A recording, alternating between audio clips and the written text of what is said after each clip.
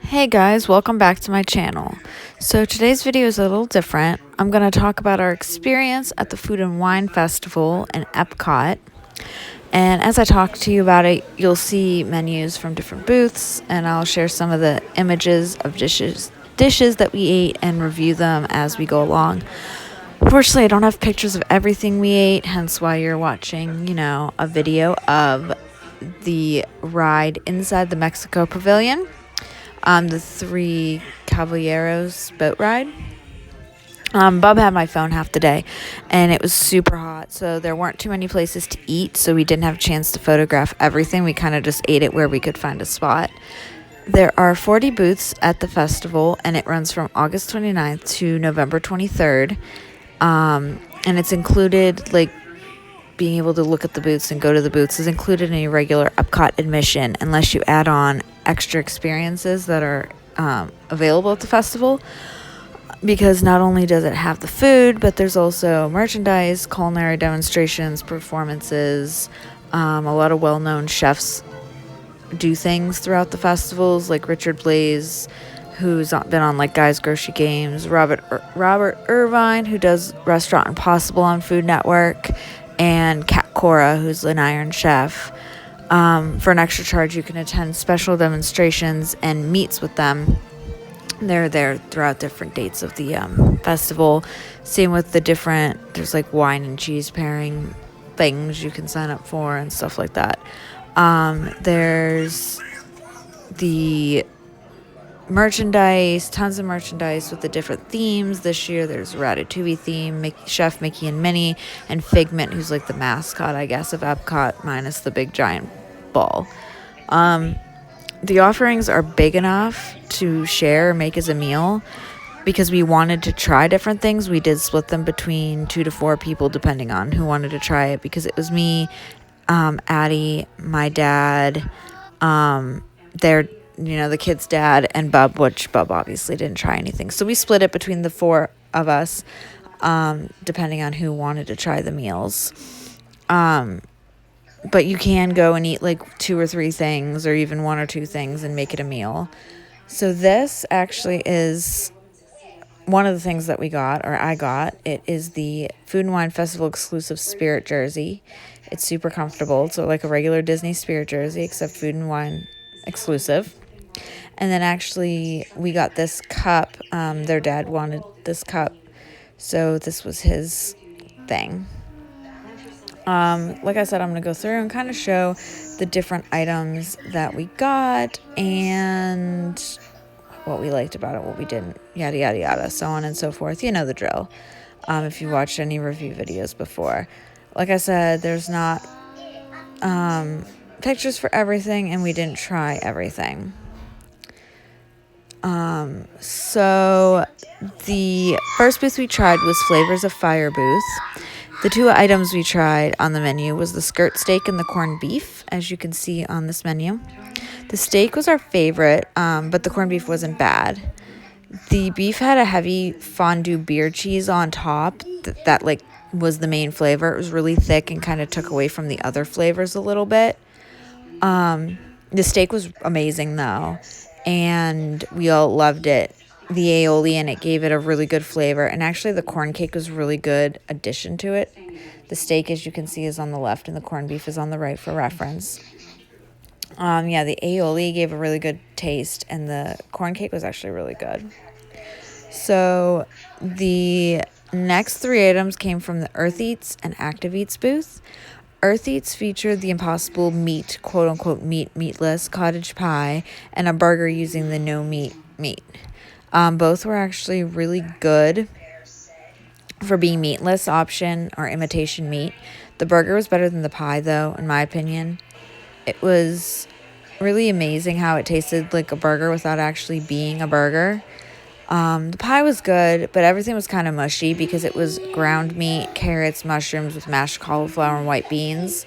I think all mashed together wasn't as good in comparison to the burger. I'd eat both again, though. And the Active Eats option was the loaded mac and cheese.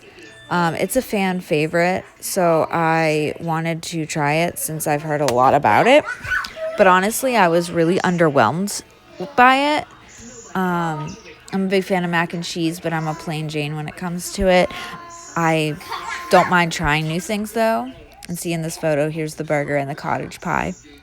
But back to the mac and cheese.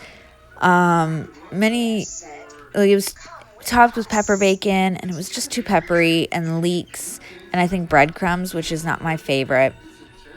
So for that reason, I was out. For it, it was not my favorite, and I wouldn't get it again.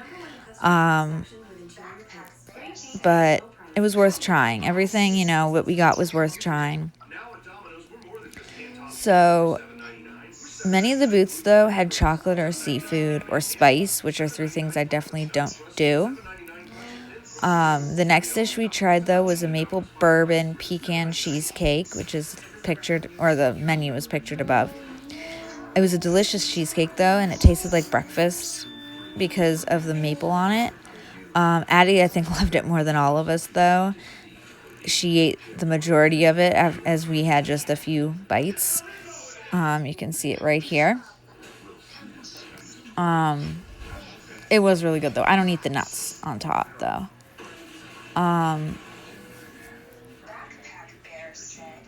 A lot of these booths, like I said, had something that I didn't like, so I didn't get a lot of it.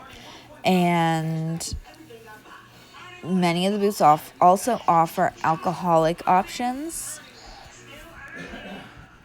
So this next booth was probably my favorite. It's called Shimmering Sips, and we tried the Cheesecake Trio, which was raspberry chocolate New York style cheesecakes, and we also tried the Mimosa Flight, which was tropical key lime and blood orange mimosas. If you're familiar with and like Disney's Pog juice, which is passion fruit, orange, and guava juice, then you'd enjoy the tropical mimosa because that's what that was. The key lime was key lime sparkling wine and cranberry juice, which I believe they use white cranberry because it didn't have like a pink or red color. And the last was blood orange and sparkling wine. My favorite was the tropical, and my dad actually loved it so much that he opted to get a full size of the tropical, and the kids' dad liked the key lime. I really became a big fan of mimosas on this trip, and this is the booth that actually started my mimosa kick for the week. Like I said, it was probably my favorite booth. The cheesecakes were all good, obviously minus the chocolate because I don't eat chocolate. But give me like all the tropical mimosas and some of the little New York style cheesecakes, and we're good. Like, that was my favorite.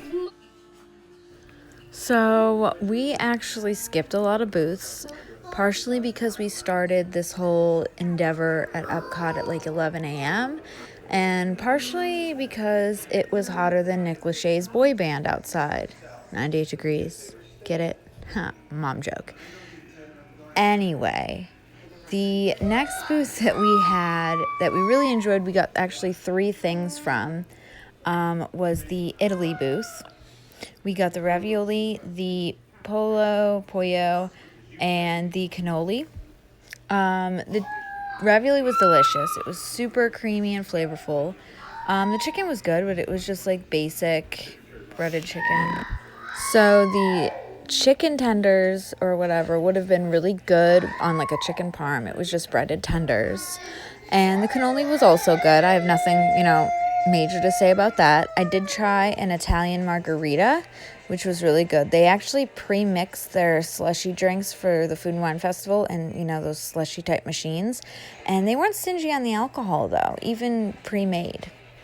So we skipped the American pavilions because it had a lot of beer, which I don't drink. Fun fact, though, a hard cider offered in the booth, the Block and Hans booth, as you see pictured, is called Mackenzie's Black Cherry Hard Cider, and it's actually produced in West Seneca, New York, which is near Buffalo, which is where I was born and where my dad actually still lives. So that's a fun fact for you. Again, it was like you can see lobster rolls, carrot cake, nothing. I don't eat seafood, and it was nothing like stand out that we really felt like we needed to try.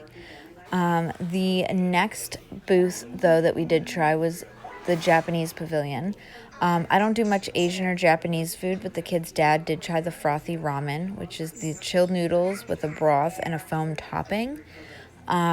He said it wasn't bad, but it was definitely a different taste. It was a different flavor and experience because it was cold noodles, and then the foam topping really made it kind of stand out. The Japanese pavilion as a whole is actually a really nice pavilion to check out if you have the chance. Here's a picture of the frothy ramen and the foam on top. The next booth I actually don't have a photo for, but it's Belgium. Addie tried the Belgian waffle with the chocolate ganache and whipped cream, and I honestly think she only tried it because she loves her baking show, so that's honestly why I think she picked the waffle with the ganache. And then we tried the beer braised beef with mashed potatoes, which basically was a pot roast with a thick brown gravy. Like I said, I didn't get any pictures of anything from that pavilion, unfortunately. The next pavilion we got something from was the Canadian Pavilion, which is one of the most popular can't miss items or can't miss booths of the festival. They have a steak from Le Cellier, which is their sit-down table service signature restaurant, and in at the Food and Wine Festival, they give a sample of their steak, and it was delicious. And another big item that everyone loves there is the soup. It is a bacon cheddar soup with a pretzel bun, as you can see in the photos. Both were really good, but because it was so hot, the soup was hard to enjoy. The steak was really delicious, though. We really all enjoyed that a lot. The last booth we enjoyed was the Appleseed Orchard booth, gazebo, tent, something you want to call it. It was an air-conditioned room, and it was wonderful. And there was a cider bar and a wine bar, and we opted for the cider flight, which was a limoncello hard cider, a cherry apple hard cider, and a spiced apple hard cider. I think the limoncello was the best. The cherry apple kind of tasted like a cranberry juice something cocktail. The spiced apple didn't taste anything like spiced apple. It reminded me of the wine I drank, which is not spiced apple. It's like a peach Moscato, sparkling Moscato. So I don't know how that works. We also got a really cute plastic apple container, as you can see in the photo, filled with caramel apple popcorn. So that's a nice souvenir. All in all, we drank and ate too much to be walking around in the heat because, who wants to live on the surface of the sun? But it was worth it. And one day I would love to explore the festival without children, or at least not an extremely hot day. So it's probably never going to happen. But Epcot does have three other festivals throughout the rest of the year. And the next festival is actually the Festival of the Holidays, which is from November to December.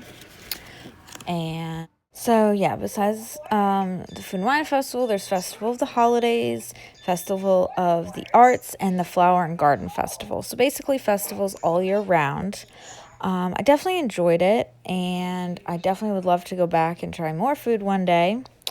But I hope you enjoyed this very strange voiceover video, and I hope it wasn't too annoying. And that you enjoyed, hearing about the foods we tried, because I enjoyed eating them. And just thank you for listening and watching the clips. And I'll see you for our next video. Bye.